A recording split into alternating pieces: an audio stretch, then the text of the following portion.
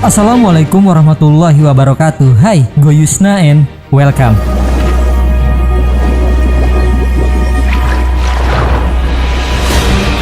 Guys, lagi-lagi para sinias asal India yang berpusat di Tamil telah berhasil membuat gue merasa takjub dengan menghasilkan sebuah tontonan yang mengangkat beberapa isu. Dan isu yang disorot oleh para sinias tersebut yakni perbedaan pendidikan, sikap guru pemerintah dan swasta, fanatisme kasta penyebab anak saling bermusuhan, serta campur tangan politik dalam lembaga pendidikan. Dan hal itu semua dikemas menjadi karya dengan judul Rajshahi.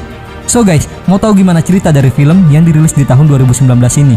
Posisinya dienakin dulu dong. Dan kalau udah, are you ready? This is Rajshahi and let's see.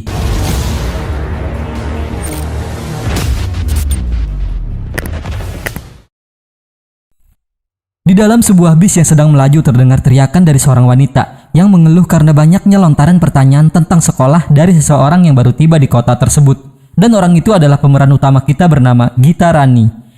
Karena makian yang didapatnya, supir bajai pun membenarkan perihal keluhan wanita itu dan berkata jika itu bukanlah sekolah, melainkan sebuah pasar, di mana tergeletak sampah yang berserakan, keributan yang selalu terjadi, fanatisme kasta para murid, dan para guru yang tidak memiliki kompeten, sehingga sekolah tersebut dipandang sebagai salah satu sekolah terburuk di kota itu. Kemudian sesampainya Gita di sekolah tersebut, dia pun melihat beberapa anak yang membeli rokok, kemudian pintu gerbang serta bangunan yang sudah tidak layak, guru yang tidak memperdulikan kelasnya. Namun guys, sampai di mana dia pun mendapati seorang guru yang mengajar dengan setulus hati, sehingga membuatnya tersenyum. Dan ketika dia masuk ke ruang guru, dia bertanya pada salah seorang di sana perihal pendaftaran. Namun wanita ini meresponnya dengan tidak begitu baik dan meminta Gita untuk menunggu wakil kepala sekolah datang.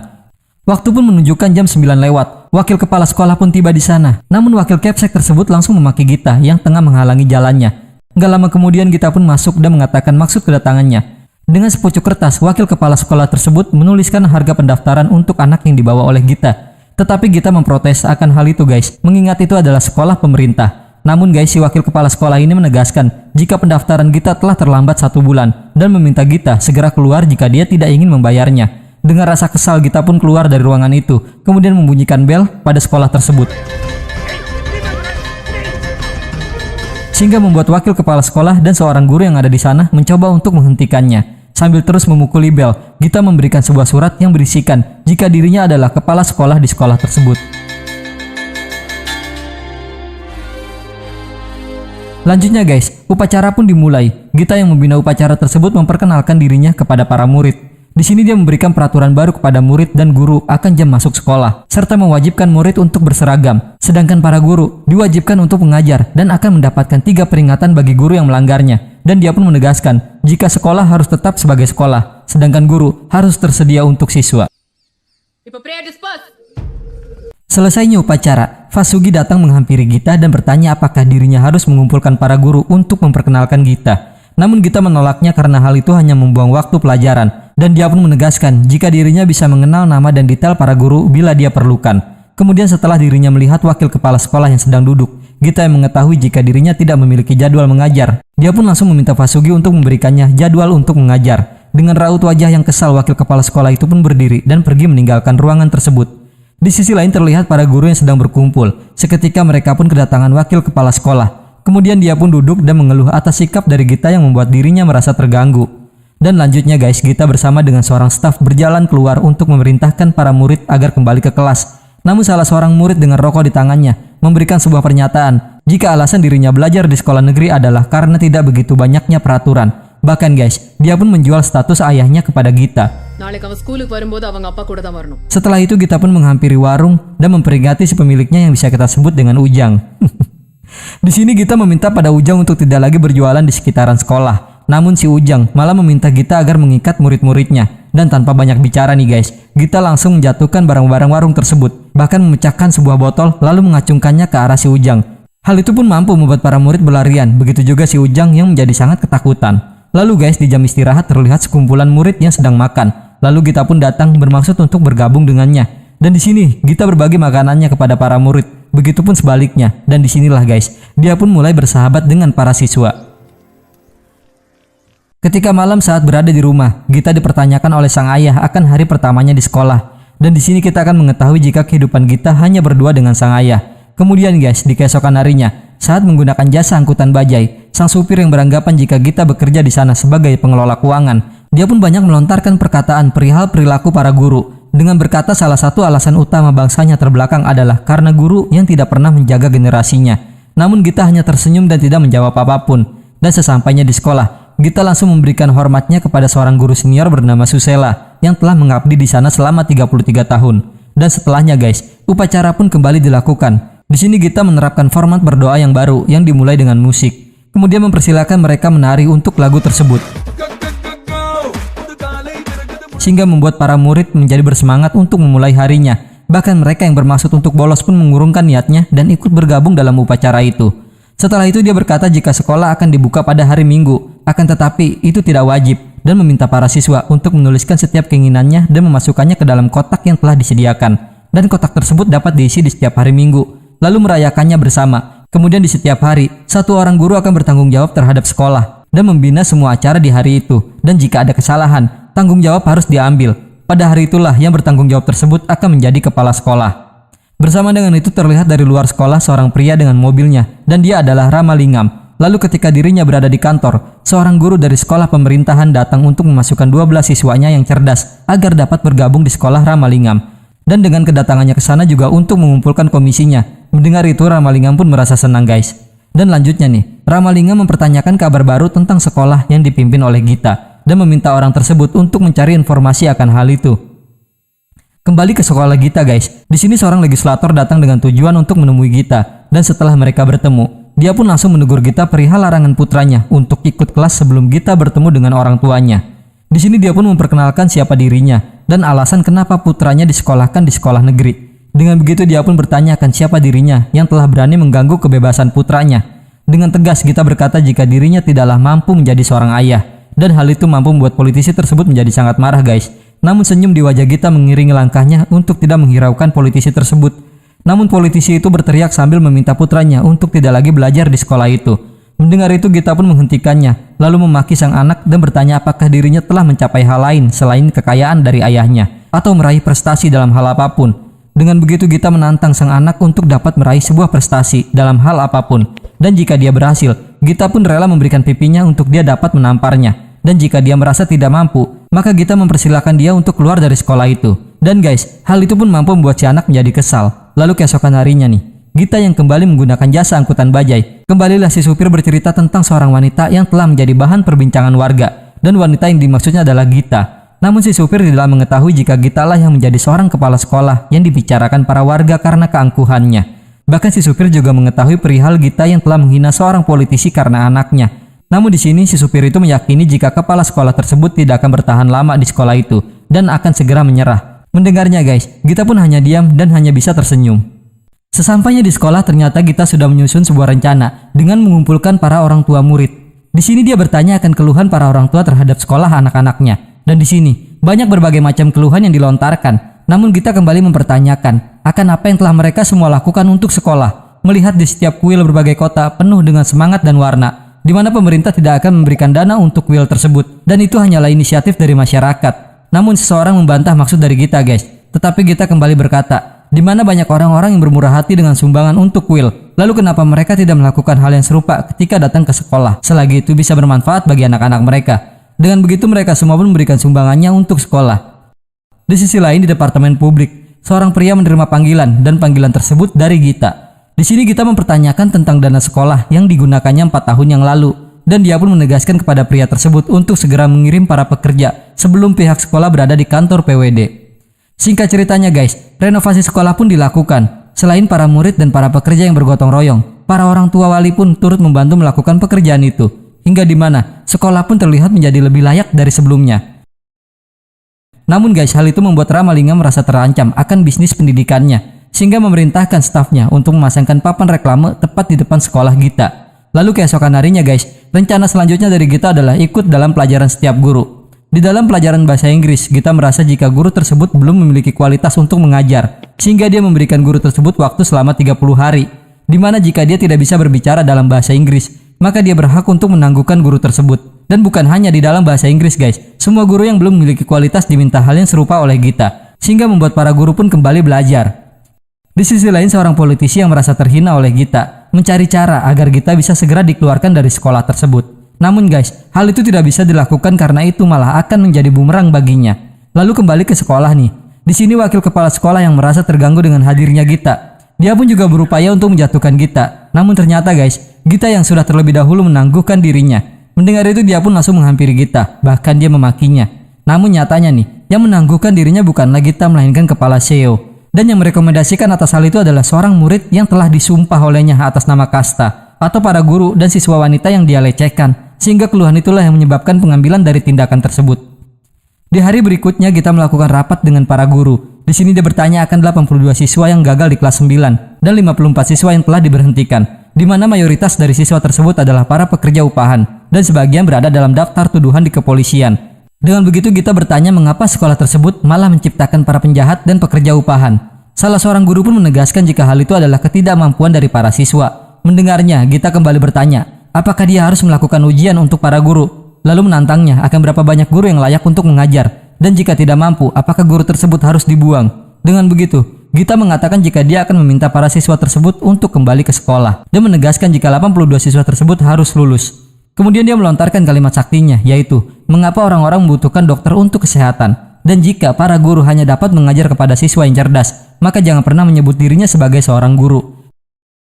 Dengan begitu, Gita pun mengumpulkan para siswa yang telah diberhentikan dari sekolah guys. Dan lanjutnya nih, Gita membuka isi kotak yang berisikan keinginan para siswa. Dan keinginan itu adalah bakat dari para siswa. Dari menari, berolahraga, melukis, dan lain sebagainya. Begitu juga papan reklame yang dipasang oleh Ramalingam pun dicopot atas perintah Gita. Sehingga guys, hal tersebut membuat Ramalingam mendatangi kediaman Gita. Namun setelah bertemu, Gita hanya terdiam. Akan tetapi sang ayah banyak melontarkan berbagai perkataan. Bahkan dia meminta Ramalingam untuk mengurus bisnisnya sendiri dan membiarkan Gita untuk mengatur sekolah yang dijalaninya. Dengan kekecewaan yang mendalam, Ramalingam pun pergi dari sana. Di hari berikutnya, Pak Kolektor datang untuk melihat situasi di sekolah. Dan ketika bertemu dengan Gita, Gita malah memanggil seorang murid dan bertanya akan siapa kepala sekolah di hari itu. Dengan begitu dia meminta siswa tersebut mengantar Pak Kolektor untuk bertemu dengan kepala sekolah yang bertugas pada hari itu. Lalu guys, setelah bertemu dengan kepala sekolah harian, dia membawa Pak Kolektor untuk melihat suasana di sekolah tersebut. Dari halaman sekolah, toilet, hingga dia melihat para siswa yang tengah belajar dengan format yang berbeda. Setelahnya Pak Kolektor kembali menemui Gita. Di sini dia mengatakan maksud kedatangannya jika telah ada seseorang yang mengiriminya sebuah pesan untuk menjatuhkan Gita. Gita pun hanya bisa tersenyum mendengarnya guys. Kemudian sebelum pergi, dia meminta Gita untuk selalu berhati-hati. Ketika di luar, seseorang berkata kepada Kolektor tersebut akan keangkuhan Gita. Namun Kolektor menjawabnya, di mana dia telah mengingatkan Gita untuk selalu berhati-hati. Di tempat yang berbeda terlihat wakil kepala sekolah yang sedang mengatur rencana bersama dengan seorang politisi yang telah dihina oleh Gita. Dan karena mereka berdua memiliki dendam yang sama, mereka pun berencana untuk mencari cara agar dapat memberikan pelajaran kepada Gita. Sehingga mereka pun mengirim beberapa orang preman ke sekolah tersebut. Setelah para preman itu menemukan keberadaan Gita guys, mereka meminta para siswa yang sedang bersamanya untuk keluar dari ruangan itu. Namun dengan santainya, Gita meminta muridnya untuk segera keluar. Dengan begitu guys, mereka pun langsung mengunci pintu dan berniat menyerang Gita. Namun sayangnya guys, ternyata ibu kepala sekolah ini bukan wanita yang lemah yang mudah dihajar. Sehingga keadaan pun berbalik, di mana Gita dapat membuat mereka menjadi sangat ketakutan. Dan mendengar para preman telah kalah, politisi bersama dengan wakil kepala sekolah merasa sangat terkejut. Sedangkan di sisi lain, Ramalingam bersama dengan seorang guru dari sekolah Gita telah mengatur sebuah rencana. Lanjut ceritanya guys, Gita mendapati sebuah pesan suara dari sang ayah untuk menyemangati dia menjalani harinya. Dan beberapa saat kemudian terdengar suara keributan dari halaman sekolah yang ternyata terlihat para siswa yang sedang berkelahi. Melihat itu, Gita pun memaki para guru yang tidak meleraikan perkelahian itu. Namun guru itu menjawabnya dengan berkata jika hal itu dilakukan malah akan menjadi sebuah masalah. Berbagai cara Gita melerainya hingga di mana dengan sebuah selang dia menyiram air kepada para siswa untuk segera berhenti. Dan ternyata guys, fanatisme kastalah yang memicu keributan tersebut. Mengetahui itu membuat Gita menjadi sangat marah sehingga dia pun melepas tanda kasta yang ada pada para siswa lalu membakarnya. Hingga keesokan harinya nih, supir bajai yang mengetahui berita tentang Gita melepaskan pita kasta dari para siswa pun bercerita kepada Gita jika para fanatik kasta menjadi sangat marah dengan kepala sekolah itu. Dan ternyata benar guys, para warga telah datang memenuhi pagar sekolah. Dengan begitu si supir berkata jika itu adalah kesempatan dia untuk melihat akan siapa kepala sekolah itu. Sesampainya Gita, seorang polisi datang dan bertanya apakah Gita kepala sekolahnya. Pengakuan dari Gita guys membuat sang supir menjadi sangat terkejut. Di sini polisi tersebut meminta kepada Gita untuk segera pulang demi keselamatan dirinya. Namun Gita menolaknya dan langsung menghampiri para warga yang sedang berdemo. Di sini Gita berteriak dan menyetujui akan permintaan pengunduran dirinya. Namun sebelum itu, dia mengajukan 3 pertanyaan sambil menoleh ke arah guru yang mengatur rencana tersebut. Dia berkata jika dirinya sangat menyukai orang-orang yang membela diri mereka sendiri, terutama dengan orang yang berdiri dan melawannya. Kemudian dia memberikan sebuah pernyataan tentang anggaran dari pemerintah yang besar di tahun lalu, namun diberikan kepada para pegawai negeri atau guru tidak sebanding dengan anggaran yang ada, sehingga membuat kualitas pendidikan menjadi sangat buruk. Dengan begitu, Gita pun bertanya akankah mereka melakukan protes akan hal itu. Kemudian kepada seorang politisi yang juga menjunjung tinggi kastanya, Gita langsung menyerangnya dengan berbagai perkataan yang menunjukkan jika dirinya hanya menggunakan kasta sebagai alat untuk keuntungan politiknya. Demi menyelamatkan reputasinya nih guys, pemimpin tersebut langsung pergi. Namun di sini seorang guru langsung berkata pada Gita jika dirinya selalu menentang para guru. Akan tetapi hal itu langsung dibantah oleh Gita dan berkata jika dia tidak bekerja meskipun mendapatkan bayaran, dia akan melaporkannya atas tindak penipuan, di mana sudah ada anak-anak dari 38 guru di sana adalah siswa di sekolah tersebut. Kemudian meminta para guru mengangkat tangannya bila anak-anaknya belajar di sekolah tersebut. Dengan begitu Gita bertanya, haruskah dirinya kembali masuk ke sekolah itu? Dan guys, gerbang pun dibuka bersama dengan Gita yang berjalan masuk ke sekolah. Di hari berikutnya, terlihat para siswa yang sedang dilatih oleh seorang militer negara. Dan gak lama kemudian guys, Gita pun tiba di sana. Lalu militer tersebut pun menghampiri Gita, kemudian memberikan hormat kepadanya. Hal itu membuat kedua guru yang menyaksikan hal itu menjadi bertanya-tanya, sehingga mereka pun menghampiri militer tersebut setelah Gita tiada. Lalu mereka pun bertanya akan siapa sebenarnya Gita sebelum dia berprofesi sebagai seorang kepala sekolah. Dan ternyata guys, Gita ini adalah mantan letnan kolonel dalam pasukan India. Bersama dengan itu scene flashback pun diperlihatkan di saat Gita masih berprofesi sebagai perwira militer. Di mana pada saat itu Gita memutuskan untuk mengundurkan diri jadi seorang militer dan memilih untuk menjadi kepala sekolah. Namun di sini Gita memilih sekolah di sebuah kota yang tidak begitu terkenal di selatan. Akan tetapi Gita tidak memberitahu akan alasannya guys. Hal tersebut pun mampu membuat kedua guru itu menjadi sangat terkejut. Bahkan berita tersebut juga sampai kepada politisi dan wakil kepala sekolah. Keesokan harinya nih, kembali Gita menggunakan jasa angkutan bajai. Namun di sini si supir yang mengetahui jika dia adalah kepala sekolah yang sering dibicarakannya, membuat dirinya tidak lagi banyak bicara guys. Sehingga Gita pun bertanya kenapa dirinya menjadi sangat diam. Dengan canggung si supir pun mulai berbicara dengan membahas persoalan yang berbeda. Di sisi lain Ramalingam bersama dengan stafnya berencana untuk mengikuti ajang turnamen tingkat distrik yang akan diselenggarakan. Begitu juga dengan Gita yang meminta kepada seorang guru di sana untuk menjadi penanggung jawab dalam turnamen itu. Namun hal itu dibantah oleh seorang guru wanita di sana dengan alasan jika dialah yang selalu menjadi penanggung jawab di setiap tahunnya. Namun Gita pun menanyakan akan kinerjanya dalam turnamen itu dalam 6 tahun terakhir yang tidak pernah memenangkan satu hadiah pun. Dengan begitu dia memilih guru pria tersebut untuk menjadi penanggung jawabnya, mengingat jika dirinya telah berhasil mengumpulkan kerumunan untuk melakukan protes. Gita pun berkata apakah dia benar-benar layak atau hanya sekedar boneka. Merasa tertantang, guru tersebut pun bersedia akan tugas yang diberikan oleh Gita. Ajang turnamen pun diselenggarakan guys, terlihat juga para siswa dari berbagai sekolah yang sudah bersiap. Berbagai jenis perlombaan pun dilakukan. Dari lomba lari maraton yang dimenangkan oleh siswa dari Gita, hingga lomba puisi yang di bawah bimbingan guru matematika ini pun berhasil meraih kemenangan. Hingga dia pun mendapatkan sebuah pelukan dari seorang murid yang mampu membuatnya merasa emosional. Singkat ceritanya nih, Gita bersama dengan yang lainnya pun kembali ke sekolah dengan membawa kemenangan. Sedangkan Ramalingam merasa sangat kecewa dengan para stafnya. Lalu di tengah kekecewaannya, dia pun kedatangan wakil kepala sekolah yang datang dengan tujuan untuk berkoalisi dengannya agar dapat menjatuhkan Gita. Dengan begitu dia pun meminta stafnya untuk mengirimkan rangkaian bunga kepada Gita. Di sisi lain tepat di sekolah Gita yang sedang merayakan sebuah acara atas kemenangannya. Lalu gak lama kemudian, orang dari Ramalingam pun tiba di sana dan memberikan rangkaian bunga kepada Gita. Di sisi lainnya salah seorang guru menyadarkan temannya jika dalam 14 tahun dia bekerja, untuk pertama kalinya dia telah melakukan pekerjaannya dan itu semua berkat Gita. Mendengarnya guru tersebut pun terdiam dan menyadari akan hal itu.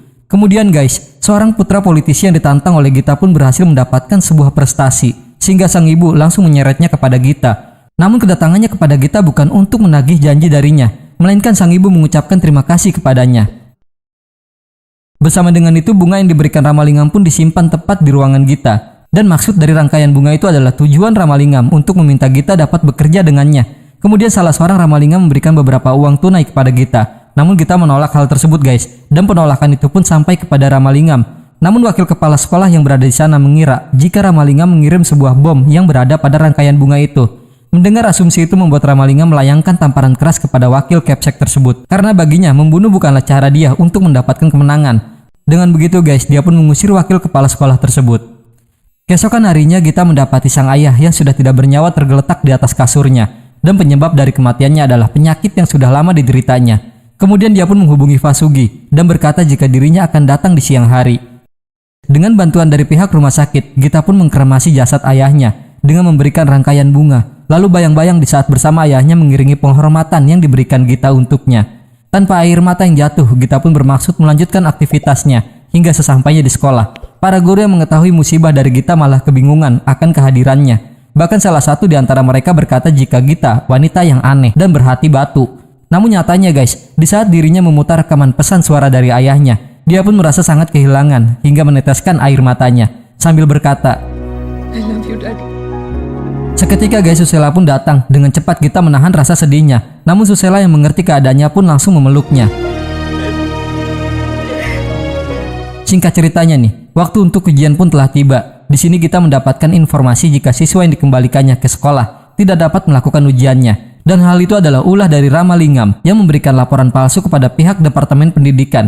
Hingga keesokan harinya guys, siswa pun tiba di sekolah sedangkan Gita tengah dilanda kekhawatirannya. Gak lama kemudian anggota Departemen Pendidikan datang membawakan lembar kertas ujiannya dan membagikannya kepada para siswa. Sedangkan siswa yang dimasukkan kembali oleh Gita ke sekolah belum juga menerima lembar soal ujian. Namun sesaat setelah itu, petugas dinas pendidikan pun datang dan memberikan lembar soal ujiannya. Dengan begitu Gita pun merasa sangat lega. Dan di sini kita akan tahu jika di saat Gita mendapatkan informasi akan hal itu, dia pun langsung menghubungi seorang politisi untuk dirinya dapat membantu Gita. Mengingat akan apa yang telah dilakukan Gita terhadap anaknya, dia pun bersedia membantu Gita sehingga siswa di sekolah Gita pun berhasil mengikuti ujiannya.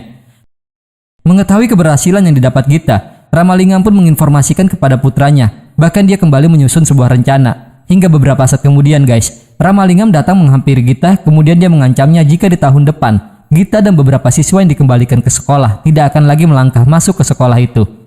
Lanjut ceritanya nih, ketika di rumah, Gita menyaksikan sebuah berita yang memberitakan tentang hasil ujian yang dapat dilihat esok hari. Setelah itu dia pun bergegas menuju ke sekolah di mana pada hari itu adalah hari libur. Namun sesampainya di sekolah dia mendapati Susela yang juga berada di sana. Dan ternyata itu adalah hari di mana dia telah pensiun. Dan dia pun meminta kepada Gita untuk mengabarkan berita pensiunnya di saat sekolah kembali aktif. Setelahnya guys, mereka pun berbincang. Di sini Susela menceritakan tentang hidupnya. Bahkan dia bercerita jika dirinya memiliki seorang putra yang usianya sama dengan Gita. Di mana pada saat itu putranya ingin memulai pekerjaannya sebagai seorang kepala sekolah di sana. Dia malah mendapati bencana hingga membuatnya meninggal dunia. Dan ternyata Gita mengetahui akan nama dari putra Susela yaitu Katiresan. Bahkan guys, dia pun mengetahui detail tentang Katir. Rasa terkejut Susela mengiringi pernyataan Gita yang mengatakan jika dirinya bersama dengan Katir telah memutuskan untuk menikah. Namun selama 1 bulan tidak berjumpa, Gita mendapatkan kabar jika Katir telah meninggal dunia. Yang padahal mereka berdua telah menyusun sebuah rencana untuk mengelola sekolah tersebut setelah menikah nanti. Namun kini Gita melakukannya seorang diri. Susela pun membenarkan akan hal itu. Jika pada saat itu Katir telah berkata jika dirinya akan membawa seorang gadis yang seperti ratu. Namun guys, rasa sedih mereka pun terganggu akan kedatangan para polisi yang langsung menahan Gita dan dibawa ke kantor polisi. Bahkan Gita pun dipenjarakan guys. Berita tentang penangkapan Gita membuat para murid, guru, dan warga lainnya melakukan unjuk rasa agar Gita segera dibebaskan. Dan hal itu juga telah menjadi berita utama di stasiun televisi. Dan ternyata penahanan Gita adalah tindakannya yang telah menyalahgunakan wewenangnya bahwa dia membiarkan siswa yang tidak lulus untuk melakukan ujiannya. Di sisi lain beberapa guru mencoba untuk menemui seorang pengacara dan meminta bantuannya. Kemudian pengacara itu menjelaskan jika di dalam kasus itu tindakan departemen pertama diambil, tetapi jika pengadilan telah mengambil tindakan melewatkannya, maka mereka tidak dapat melakukan apa-apa.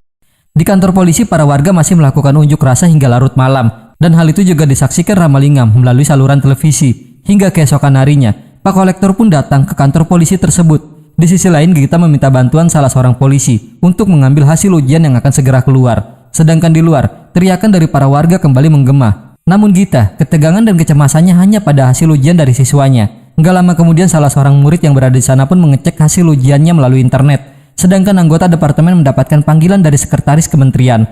Bersama dengan itu, Gita pun mendapatkan print out hasil ujiannya. Begitu pula para murid yang berada di sana. Bahkan banyak dari mereka yang lulus. Sehingga anggota departemen mengabarkan kepada para pengunjuk rasa jika 82 siswa yang dikembalikan kepala sekolah, 79 diantaranya telah lulus dari ujian. Sehingga pemerintah menarik kembali tuntutannya kepada Gita.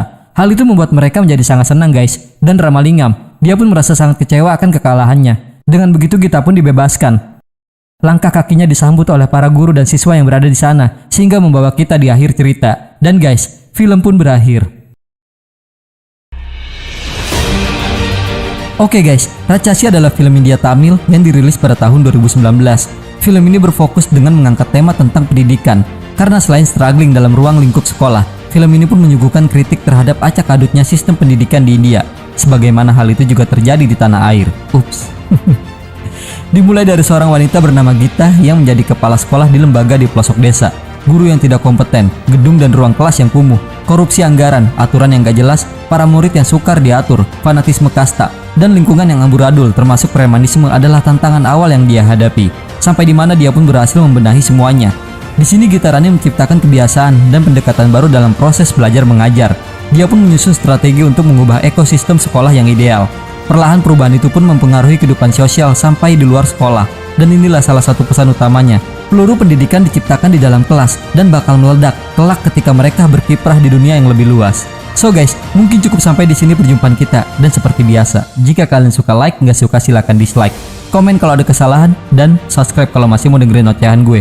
So gue tutup video ini, see you in the next video. My name is Yusna Firdaus and thank you.